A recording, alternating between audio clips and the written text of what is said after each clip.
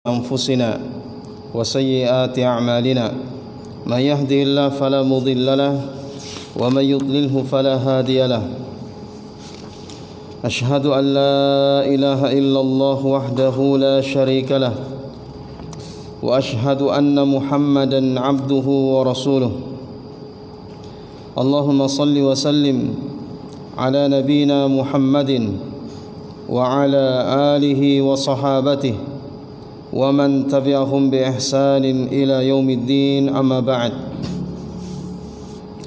Ikhwani fi din azzakumullah. Alhamdulillah, pada malam hari ini Allah subhanahu wa ta'ala masih mencurahkan nikmatnya kepada kita semua sehingga kita bisa hadir di tempat ini untuk mengkaji agama Allah subhanahu wa ta'ala, bertafaqquh fi dinillahi azza wa jal. Semoga apa yang kita lakukan ini memasukkan kita dalam sabda Rasulullah sallallahu alaihi wasallam, man salaka tariqan yaltamisu fihi ilman sahalallahu lahu bihi tariqan ilal jannah. Barang siapa yang menempuh satu jalan untuk mendapatkan satu ilmu, maka Allah subhanahu wa ta'ala akan memudahkan baginya jalan menuju ke syurga. Ikhwani fillah rahimakumullah, kita lanjutkan pembahasan kita dalam kitab Syarhus Sunnah yang ditulis oleh Al-Imam Al-Barbahari rahimahullahu ta'ala. Selanjutnya beliau mengatakan, wal amru bil ma'rufi wan nahyu 'anil munkar wajibun illa man khifta sayfah au asahu. Dan amar ma'ruf nahi mungkar, al-amru bil ma'ruf, memerintahkan, mengajak manusia untuk melakukan perkara-perkara yang ma'ruf, perkara-perkara yang baik menurut agama, baik berdasarkan dalil-dalil dari kitabullah dan sunnah. Ya, karena tidak semua yang dianggap ma'ruf oleh manusia berarti itu ma'ruf menurut agama. Terkadang ada perkara yang menurut manusia itu adalah perkara yang ma'ruf, perkara yang baik, perkara yang selayaknya diutamakan, namun ternyata hal tersebut tidak didukung oleh dalil-dalil dari Al-Quran dan Sunnah, atau bahkan bertentangan dengan dalil-dalil Al-Quran dan Sunnah. Maka kita tidak boleh mengatakan hal tersebut sebagai sesuatu yang ma'ruf, ya, walaupun kebanyakan manusia menganggap itu adalah perkara yang ma'ruf. Ya. Tayyib. Jadi al-amru bil ma'ruf, ya, mengajak, memerintahkan manusia untuk melakukan yang ma'ruf berdasarkan Al-Quran dan Sunnah, wan nahyu 'anil munkar, dan melarang dari perkara yang mungkar berdasarkan dalil-dalil dari Al-Quran dan Sunnah. Ya, ini juga untuk menilai sesuatu itu mungkar atau tidak, standar kita adalah dalil Al-Quran dan hadis-hadis Rasulullah sallallahu alaihi wasallam. Tidak boleh kita menilai sesuatu itu mungkar berdasarkan perasaan kita, berdasarkan pencapaian akal kita saja, tidak. Tapi harus berdasarkan dalil-dalil nas dari Al-Quran dan Sunnah Nabi sallallahu alaihi wasallam. Amar ma'ruf nahi munkar ini adalah perkara yang wajib, hukumnya wajib. Ya, jadi setiap orang ini hukumnya wajib, ya wajib. Ulama kita di sini khilaf, ya, apakah wajib yang dimaksud di sini adalah wajib aini atau wajib kifai. Ya, ini secara umum hukum amar ma'ruf nahi munkar. Ya, apakah dia wajib aini, setiap orang wajib untuk mengingkari kemungkaran, memerintahkan kepada yang ma'ruf, Ya, apakah setiap orang wajib aini atau tidak, hanya kifai. Kalau sebagiannya sudah menegakkan, maka yang lain tidak berkewajiban lagi. Ya, wallahu a'lam. Yang lebih rajih ya, bahwa amar ma'ruf nahi munkar ini hukumnya wajib kifai. Wajib kifai. Sebagaimana mendakwahkan agama, ini hukumnya wajib kifai. Ya, kenapa kita katakan wajib kifai? Karena untuk melakukan amar ma'ruf nahi munkar itu kan ada ketentuan-ketentuannya. Dan tidak setiap orang punya ketentuan-ketentuan seperti itu. Ya, misalnya berdakwah. Berdakwah syaratnya apa? Syaratnya harus punya ilmu. Sementara tidak semua orang itu memiliki ilmu yang cukup tentang agama Allah Subhanahu wa taala. Sehingga kewajiban orang yang tidak punya ilmu yang cukup ini bukan berdakwah, tapi belajar, menuntut ilmu. Ya, adapun orang yang telah memiliki ilmu yang mencukupi, maka silakan dia berdakwah, tapi hukumnya bukanlah sesuatu yang aini. Ya, artinya bukan wajib ain, bukan wajib untuk setiap orang, tapi wajib kifai. Ya, kalau sudah ada yang menegakkan dakwah itu, kalau sudah ada yang menegakkan amar ma'ruf nahi munkar itu, maka itu sudah menggugurkan kewajiban yang lainnya. Namun tidak berarti bahwa kalau sudah ada yang menegakkan amar ma'ruf nahi munkar, kita tidak perlu lagi. Ya, kita tidak perlu lagi.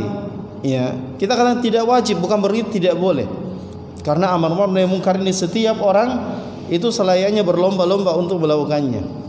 Sekalipun sudah ada, maka kita tetap melakukan, karena melakukan perbuatan ini adalah pahala yang besar di sisi Allah Subhanahu wa taala.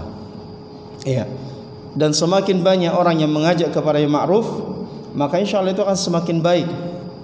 Semakin ahli maksiat itu tersisih dan merasakan sempit di satu tempat, ketika di tempat itu banyak orang-orang yang menegakkan amar ma'ruf nahi munkar. Ya, jadi walaupun kita katakan dia wajib kifai, tidaklah berarti bahwa yang lain tidak boleh lagi. Ya, atau tidak utama lagi, tidak, tetap dia adalah sebuah keutamaan yang tinggi di sisi Allah Subhanahu wa taala. Karena Allah Subhanahu wa taala berfirman, "Wal takum minkum ummatun yad'una ilal khair wa ya'muruna bil ma'ruf wa yanhauna 'anil munkar wa ulaika humul muflihun." Allah katakan, dan mereka itulah orang-orang yang beruntung. Jadi orang-orang yang mau menegakkan amar ma'ruf nahi munkar, mereka itulah orang-orang yang beruntung. Tapi sekali lagi, tidak setiap orang itu punya kelayakan untuk melakukan amar ma'ruf nahi munkar, karena sekali lagi ini butuh ilmu. Ya, jadi orang yang mau menegakkan amar ma'ruf nahi munkar, yang pertama dia harus tahu mana perkara yang ma'ruf dan mana perkara yang munkar. Ya. Dan untuk mengetahui perkara yang ma'ruf dan munkar, kita harus memahami Al-Quran dan Sunnah. Kita harus tahu Al-Quran, apa yang munkar, apa yang ma'ruf menurut Al-Quran, apa yang munkar, apa yang ma'ruf menurut Sunnah Nabi Sallallahu Alaihi Wasallam. Kita harus tahu itu dulu. Karena jangan sampai kita mengingkari sesuatu yang kita anggap munkar, ternyata dia perkara yang ma'ruf. Sebaliknya, kita mengajak seseorang kepada sesuatu yang kita anggap itu ma'ruf, tapi ternyata dia adalah sesuatu yang munkar. Ya, kan banyak seperti itu. Contohnya orang-orang yang pasang pamflet undangan zikir berjamaah. Ya, kelihatannya baik. Oh, zikir ini Pak, apalagi yang dibaca dalam zikir itu adalah la ilaha illallah, yang dibaca adalah istighfar, yang dibaca adalah tasbih, ya, dan seterusnya. Ya, ini adalah perkara yang ma'ruf menurut mereka secara zahir, karena ini zikir. Tapi hakikatnya ini adalah perkara yang mungkar. Kenapa? Karena sudah dari namanya zikir berjamaah. Kalau zikirnya disyariatkan, sangat ditekankan di dalam syariat. Bahkan Allah mengatakan wazakirinallaha katsiran wazakirat a'addallahu lahum maghfirah wa ajran 'azima. Dan laki-laki yang banyak berzikir, perempuan yang banyak berzikir, Allah persiapkan bagi mereka ampunan dan pahala yang besar. Cuma yang masalah di sini berjamaahnya. Zikir berjamaah. Ya, kalau zikir dilakukan dengan cara berjamaah, dipimpin oleh seseorang, kemudian yang lain ngikut di belakangnya dengan cara memadukan suara. Ini perkara yang tidak pernah dicontohkan oleh Nabi sallallahu alaihi wasallam. Tidak pernah dicontohkan oleh para sahabat Nabi sallallahu alaihi wasallam. Bahkan Abdullah bin Mas'ud radhiyallahu an mengingkari ketika melihat di masjid itu ada halaqah-halaqah zikir. Setiap halaqah, setiap kelompok itu dipimpin seseorang untuk melakukan zikir. Dia memandu orang untuk melakukan zikir. Diingkari oleh Abdullah bin Mas'ud radhiyallahu an dalam asar yang panjang itu. Jadi ini bukan perkara ma'ruf, walaupun di dalamnya ada zikir, di dalamnya ada tahlil, di dalamnya ada tasbih. Apalagi kalau zikir-zikir ini diucapkan diiringi dengan apa? Diiringi dengan musik. Ini tambah parah. Tambah parah zaman dimuliakan oleh Allah. Seperti sekarang takbiran diiringi dengan musik. Kayaknya tidak lengkap, tidak sedap didengar kalau tidak ada musiknya. Walaupun itu hanya beduk, walaupun itu hanya beduk, gendang, yang memang dibolehkan kita yang menabuh rebana, aduf, di hari raya Idul Fitri atau Idul Adha, kita dibolehkan, silakan. Akan tetapi zaman dimuliakan oleh Allah, ini masalahnya zikir yang diiringi dengan rebana. Itu yang masalah. Ini tidak pernah dicontohkan oleh Nabi sallallahu alaihi wasallam, tidak juga oleh para sahabat, dan tidak juga oleh tabi'in dan atba'ut tabi'in. Yang memulai perkara ini orang-orang sufi. Dan itulah yang banyak diikuti, itu banyak yang diputar di masjid-masjid, waliyadzubillah. Ini mengotori masjid sebenarnya. Bukan mengotori dinding masjid, tapi mengotori ruhnya masjid itu. Tayyib. Jadi jangan dimuliakan oleh Allah, orang yang mau menegakkan amar ma'ruf nahi munkar itu harus tahu mana yang ma'ruf, mana yang munkar, berdasarkan Al-Quran dan Sunnah, bukan berdasarkan perasaan, bukan berdasarkan orang banyak. Kalau menurut kebanyakan orang ini ma'ruf, berarti itu betul-betul ma'ruf. Kalau kebanyakan orang menganggap ini mungkar, berarti itu mungkar. Ini tidak boleh. Harus dalil. Karena kalau menjadikan orang banyak itu standar zaman dimuliakan oleh Allah, itu salah besar. Karena di dalam Al-Quran itu Allah banyak mencela ketika kita mengikuti golongan yang banyak. Wa in tuti' aksara man fil ardi yudhilluka an sabilillah. Dan apabila engkau mengikuti kebanyakan manusia, maka kebanyakan manusia akan menyesatkan kamu dari jalan Allah. Jadi kalau jumlah yang banyak itu, itu di dalam Al-Quran selalu konotasinya selalu jelek. Berbeda kalau sedikit. Itu banyak dipuji dalam Al-Quran, wa qalilun min ibadiyasy syakur. Dan sedikit dari hamba-hambaku yang bersyukur. Kalau sedikit itu banyak dipuji, tapi banyak itu banyak dicela oleh Allah Subhanahu wa taala. Wa aktsaruhum fasiqun wa aktsaruhum kafirun. Kebanyakan mereka itu fasik, kebanyakan mereka kafir. Wa aktsaruhum la yaqilun, kebanyakan mereka tidak punya akal. Wa aktsaruhum la ya'lamun, kebanyakan mereka tidak mengetahui. Maka tidak boleh kita menjadikan kebanyakan orang itu sebagai standar untuk menilai sesuatu itu benar atau sesuatu itu salah, sesuatu itu ma'ruf atau sesuatu itu mungkar. Tidak boleh. Terus apa standarnya? Al-Quran dan Sunnah. Al-Quran dan hadis. Jangan juga difahami, tidak boleh kita jadikan orang banyak, tapi jadikan yang sedikit. Tidak boleh juga. Ini sedikit, berarti ini yang benar. Tidak. Tapi apa standarnya? Al-Quran dan hadis. Kalau ternyata yang sesuai dengan Al-Quran dan hadis itu yang jumlahnya sedikit, tidak apa-apa. Itu yang kita ikuti, bukan karena jumlah sedikitnya, tapi karena sesuai dengan Al-Quran dan hadis.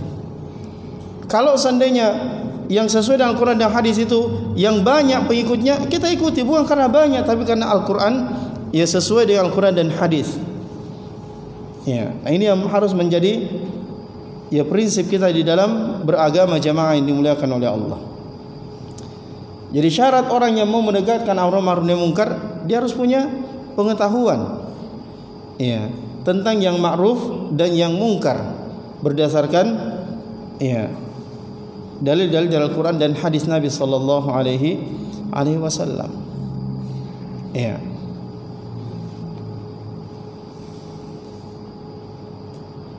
Kemudian orang yang mau menegakkan amar ma'ruf nahi munkar itu juga harus bisa mentakdir al-maslahah. Ya, bisa mengukur maslahat dan mudarat. Maksudnya kalau saya lakukan ini, mengingkari kemungkaran ini, dia bisa menimbang, maka akan ada maslahat seperti ini, tapi ada mudaratnya seperti ini. Ya, dia bisa menimbang maslahat dan mudaratnya.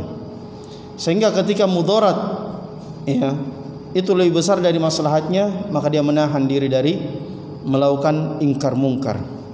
Ya, dia menahan diri. Taib. Jadi amar ma'ruf nahi munkar ini hukumnya wajib. Tentu bagi yang punya kapabilitas untuk melakukannya. Ya. Adapun yang tidak punya kapabilitas, dia masih ragu misalnya apakah ini perkara ma'ruf dan munkar, dia ragu, maka dia kewajiban dia bertanya dulu. Ya, jangan sesuatu yang syubhat baginya lalu dia langsung serang. Ya, main syubhat. Masih tidak jelas status hukumnya perkara ini apa, dia langsung serang. Ya. Dia langsung serang, dia langsung mengingkari, bahkan mencela orang-orang yang melakukannya. Main syubhat tapi dia langsung serang. Ya. Maka ini tidak boleh. Betul-betul harus meyakinkan. Kemudian terkadang juga perkara yang ya, satu perkara itu para ulama kita berselisih. Ya, ada yang mengatakan ini tidak baik, ada yang mengatakan ini boleh. Ya, karena ya perbedaan mereka di dalam memahami satu nas, memahami satu dalil. Ya, kadang terjadi seperti itu jamaah yang dimuliakan oleh Allah. Ya, nah kalau memang seperti itu kita harus sabar dengan saudara kita, kita harus sabar dengan perbedaan itu. Seperti misalnya ini yang banyak perbedaan ulama kita tentang bolehnya membentuk yayasan atau tidak. Kan ulama sebagian membolehkan, sebagian ulama kita melarang. Ya, jangan yang mengambil pendapat ulama yang melarang lalu dia serang habis-habisan ya saudaranya yang membuat yayasan karena menurut Syekh Fulan ini itu haram. Tidak, dia juga akan mengatakan menurut Syekh Fulan itu boleh. Ya. Kadang-kadang seperti itu, maka kita tidak boleh serang orang yang berselisih dengan kita dalam perkara yang ya masih dalam ranah ijtihadiyah. Masih dalam ranah ijtihadiyah. Ya. Perbedaan ulama kita tentang bolehnya masuk TV, berdakwah lewat TV atau tidak. Kan ada ulama kita yang melarang, tidak boleh. Ada ulama kita yang membolehkan. Ya. Seandainya kita memilih pendapat yang tidak membolehkan, jangan kita serang orang yang memilih pendapat yang membolehkan, karena ini perkara ijtihadiyah. Ya, kewajiban kita bukan ingkar mungkar di situ, tapi bersabar dengan perbedaan kita dengan orang lain. Ya. Dan orang yang bisa lapang dada jamaah yang dimuliakan oleh Allah, orang yang bisa lapang dada dengan perbedaan-perbedaan seperti ini, nah itulah orang yang luas ilmunya. Karena ilmunya luas, maka hatinya juga luas, lapang juga hatinya untuk menerima perbedaan. Ya. Orang yang berilmu, orang yang lapang dadanya. Ya. Perhatikan bagaimana Asy-Syaikh Al-Albani dengan Syekh Hamud At-Tuwaijiri, ya rahimahumallahu taala, memiliki begitu banyak perbedaan ya di dalam masalah fikih. Ya, bahkan tidak jarang Syekh Hamud At-Tuwaijiri ini menyerang Syekh Al-Albani, mengkritik keras, pedis ya Syekh Al-Albani rahimahullah. Tapi ketika mereka bertemu di satu momen, ya, dalam satu momen ya haji atau umrah, mereka bertemu, mereka berpelukan, mereka bersalaman, ya, bahkan saling menanyakan kabar dan saling mendoakan. Ya, kata murid-murid mereka seperti dua orang bersaudara yang baru saja ketemu. Ya, padahal di dalam bukunya, wah, luar biasa. Ya, tapi ini ulama kita hatinya penuh dengan ilmu sehingga hatinya lapang untuk menerima perbedaan. Ya, berbeda dengan orang-orang yang mengikuti ulama ini. Ya, jauh dari ulama, ya. Ulamanya hubungannya bagus, komunikasinya lancar. Yang di bawah ini gontok-gontokan. Ya, saling serang menyerang. Taib, ya. Saling habis-habisan. Ini musibah sebenarnya. Ya, musibah bukan datang dari para ulama. Ya, karena mereka berbeda dan itu layak.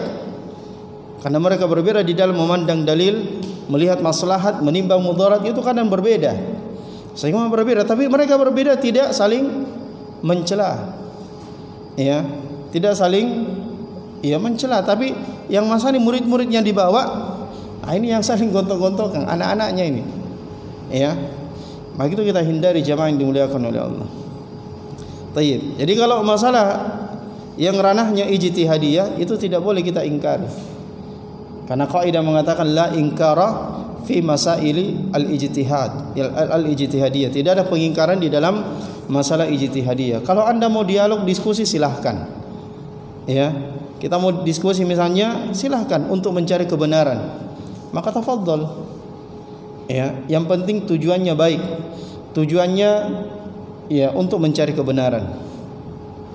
Ya, bukan untuk memenangkan pendapatnya dan bukan untuk menjatuhkan saudaranya, mengalahkan saudaranya. Itu kalau tujuan kita dialog, diskusi sudah seperti ini, maka niatnya sudah salah. Ya, niatnya sudah salah. Tapi niat kita apa? Niat kita untuk mencari yang benar. Mungkin saya salah, saya yang salah. Pendapat saya lemah dan saudara saya yang pendapatnya lebih rajih, lebih kuat. Kalau kebenaran itu nampak panik, maka saya akan ikuti. Itu niatnya seperti itu. Ya, ketika tampak dalil, bukan justru dia semakin membela pendapatnya, ya, bahkan ya ucapannya sudah tidak menjurus lagi, ya, atau sampai akhirnya mengatakan dia itu pembohong. Ya. Ini masalah.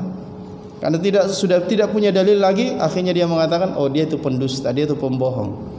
Ya, selesai masalah. Tayyib. Illa man khifta sayfahu aw asah. Jadi menegakkan amar ma'ruf dan nahi munkar itu wajib kecuali orang yang engkau takuti. Takuti apanya? Pedangnya. Atau engkau takuti tongkatnya. Maksudnya engkau takut kepada seseorang yang kalau kau tegakkan ingkar mungkar kepadanya, dia akan bunuh kamu. Ya, kau tegakkan ingkar mungkar kepadanya, dia bunuh kamu. Atau dia memukulmu dengan tongkatnya, tidak mudah, tapi dia akan memukulmu, menganiaya kau. Maka pada waktu itu, ya, jangan kita lakukan ingkar mungkar dengan tangan kita, tapi dengan lisan. Kalau dengan lisan begitu juga khawatirnya, maka dengan cara yang ketiga itu dengan hati kita. Kita benci dengan hati, karena ini tidak bisa tidak. Setiap kita harus seperti ini. Ya, ini maratib di dalam ingkar mungkar. Karena Nabi mengatakan man ra'a minkum munkaran falyughayyirhu biyadihi. Siapa yang melihat kemungkaran, rubah dengan tangannya. Fa illam yastati', kalau dia tidak mampu. Karena dia bukan orang yang punya kekuasaan. Ya, bukan orang yang punya kekuasaan atas orang yang dia mau ingkari kemungkarannya dengan tangan itu. Ya, ingkar mungkar dengan tangan itu kita ambil langsung. Misalnya dia minum khamr, ya kita tumpahkan khamrnya, kita tangkap semua. Ya, ini ingkar mungkar. Ini orang yang punya kekuasaan. Ya, kalau dia tidak punya kekuasaan sehingga dia khawatir, dia takut, kalau dia ingkar mungkar dengan tangan, maka dia akan dibunuh atau dia akan disakiti, dipukul. Ya, maka boleh dia menahan diri dari melakukan ingkar mungkar. Ya, maka dia harus turun ke level yang kedua, fa illam yastati fa bilisani. Kalau tidak mampu maka dengan lisannya, dengan lidahnya. Dengan mengingatkan. Ya. Dengan mengingatkan. Kalau misalnya dengan mengingatkan dia juga khawatir, dia takut dibunuh atau dipukul, dianiaya, ya, maka dengan hatinya, fa biqalbi, dengan hatinya. Bagaimana mengingkari kemungkaran dengan hati? Kita benci perbuatan itu. Benci perbuatan itu dalam hati kita, kemudian kita tinggalkan tempat terjadinya kemungkaran itu. Ya, itu dua ketentuannya. Mengingkari kemungkaran dengan hati, yang pertama, ya, kita benci kemungkaran itu, tidak ridho dengannya. Kemudian kita tinggalkan tempat terjadinya kemungkaran. Karena kalau kita masih ada di situ, maka itu adalah tanda bahwa kita ridho. Ya, kecuali kalau kita tetap di situ karena kita tidak mampu meninggalkan tempat itu. Tidak bisa meninggalkan tempat itu, tidak mampu meninggalkan tempat itu, maka fattaqullaha mastata'tum. Ya, mudah-mudahan kita dimaafkan dalam kondisi seperti itu. Tayyib.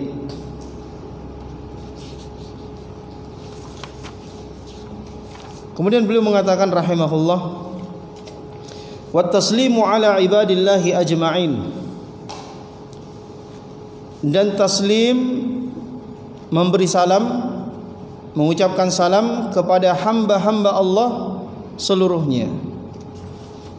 Apa hukum memberi salam jemaah dimuliakan oleh Allah? Memberi salam itu hukumnya sunnah, tidak wajib ya. Memulai salam itu hukumnya tidak wajib, tapi dia adalah sebuah keutamaan yang besar di sisi Allah Subhanahu wa taala. Ya, karena Nabi mengatakan inna aulan nasi billah man bada'ahum bis salam. Sesungguhnya orang yang paling utama di sisi Allah Subhanahu wa taala adalah yang memulai memberi salam kepada mereka, kepada manusia. Dan memulai memberi salam itu berarti menyebarkan salam, jemaah yang dimuliakan oleh Allah. Berarti menyebarkan salam. Dan menyebarkan salam ini salah satu jalan untuk mendapatkan surga Allah, masuk surga dengan selamat. Ya, karena Nabi mengatakan, ya ayuhan nas afsyus salam, ya, wahai sekalian manusia, sebarkan salam, wa at'imut ta'am, dan berikanlah makan kepada orang-orang miskin dan yang tidak mampu, wa sallu bil laili wan nasu niyam, dan salatlah di malam hari ketika manusia masih tidur, tadkhulu al jannata bisalam, maka engkau akan masuk ke dalam surga dengan selamat. Ya, engkau masuk surga dengan selamat. Ya.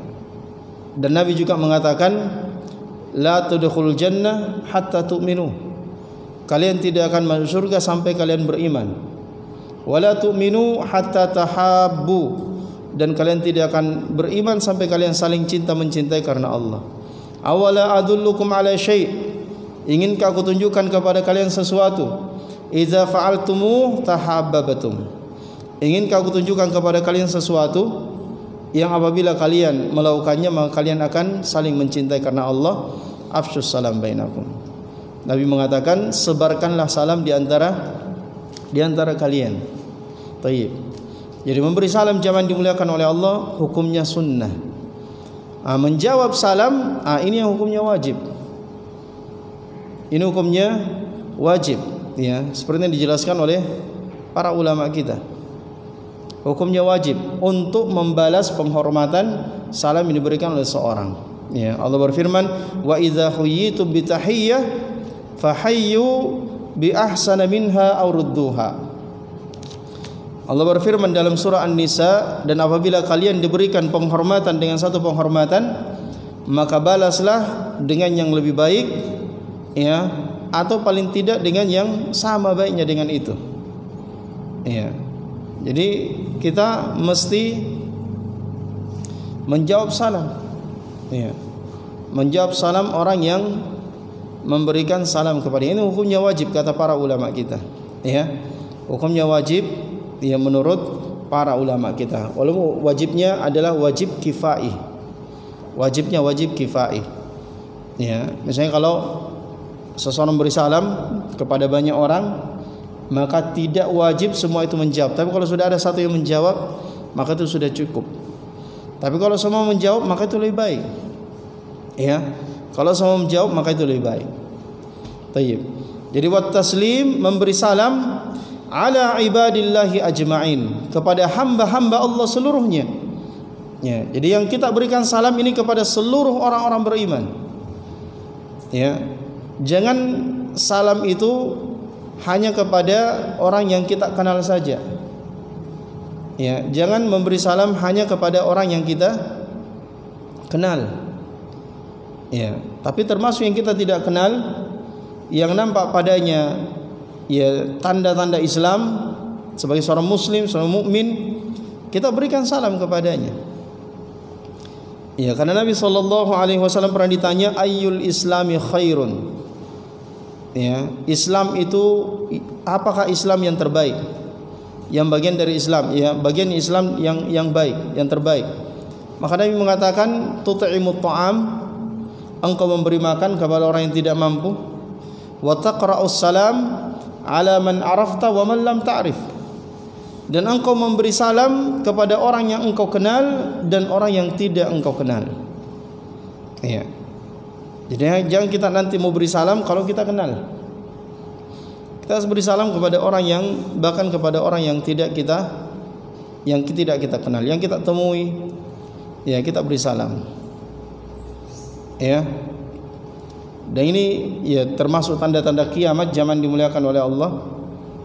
Itu adalah ketika manusia hanya memberi salam kepada orang yang dikenal. Ya, Nabi SAW mengatakan, inna baina yadis sa'ah at-taslimu 'alal khassah. Ya, sesungguhnya sebelum hari kiamat, ya, maksudnya di antara tanda kiamat itu adalah orang-orang memberi salam ya hanya kepada orang-orang khusus. Itu orang-orang yang dikenalnya saja. Adapun yang tidak dikenalnya, padahal nampak pada yang ciri-ciri Islam, dia tidak beri salam. Ya. Jadi at-taslim ala ibadillahi ajmain. Kita beri salam kepada ya hamba-hamba Allah seluruhnya. Ya. Baik. Jadi seperti kata Nabi sallallahu alaihi wasallam, idza laqitahu fasallim alaihi. Apabila engkau bertemu dengannya, karena Nabi mengatakan haqqul muslim 'alal muslim sittun. Ya, hak seorang muslim atas muslim yang lainnya ada 6. Salah satunya adalah idza laqitahu fasallim alaihi. Apabila engkau bertemu dengannya, maka berikanlah salam kepadanya. Ya, berikan salam kepadanya. Jadi ini muslim. Kalau dia muslim, ya kita beri salam. Berbeda kalau dia kafir, ya tidak boleh kita beri salam. Ya, dia Yahudi Nasara tidak boleh kita beri salam. Karena Nabi la tabda'ul yahud walan nasara bis salam. Janganlah engkau memulai memberi salam kepada orang Yahudi dan orang Nasara. Ya, bahkan kata Nabi, wa idza laqitumuhum fi tariqin fattarruhum ila adyaqih. Bahkan kalau kau ketemu dengan mereka di tengah jalan, maka desak dia di pinggir jalan. Karena salah satu ya ahkam ahluz zimmah, ya. Jadi ada hukum-hukum khusus bagi ahluz zimmah. Ahluz zimmah itu orang kafir yang dia tinggal di negeri muslim, ya. Orang kafir tinggal di muslim itu dilindungi karena dia bayar jizyah. Tapi ada hukum-hukumnya. Salah satu hukumnya, kalau dia jalan tidak boleh di tengah jalan, pinggir. Ya, yang tengah ini untuk kaum muslimin. Ya, maksudnya apa? Maksudnya mereka dihinakan, direndahkan. Ya, kalau kamu di tengah sini, masuk Islam dulu.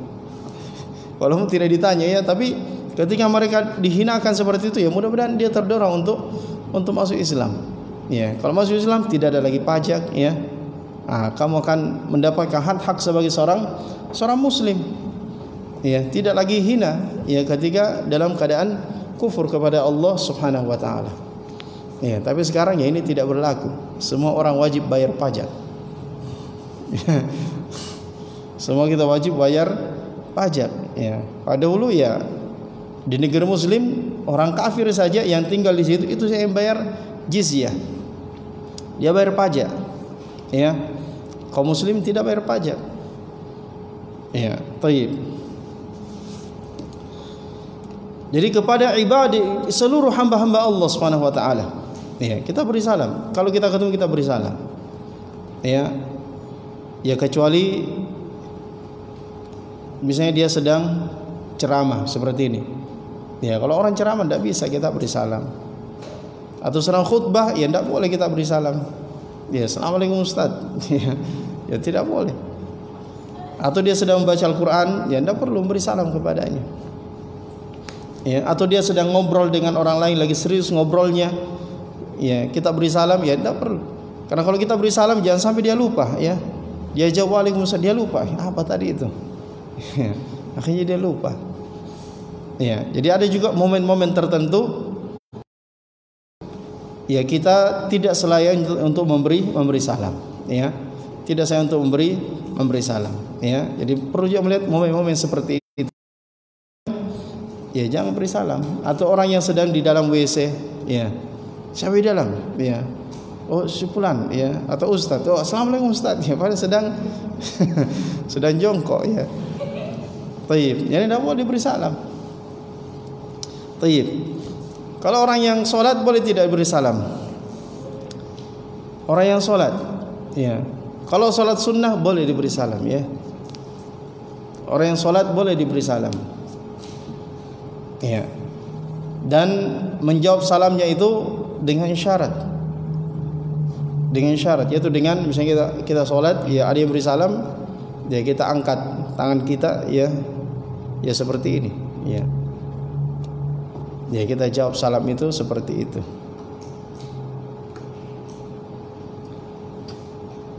Baik.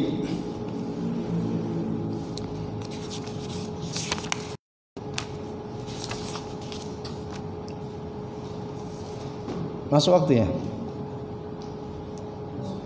Masuk ini? Hah? Masuk atau belum? Ya kita cukupkan sampai di sini. Subhanakallahumma bihamdih, nashhadu an la ilaha illa anta nastaghfiruka wa atubu ilaik. Wa sallallahu ala nabiyyina Muhammad wa akhiru da'wana alhamdulillahi rabbil alamin. Wassalamu alaikum warahmatullahi wabarakatuh.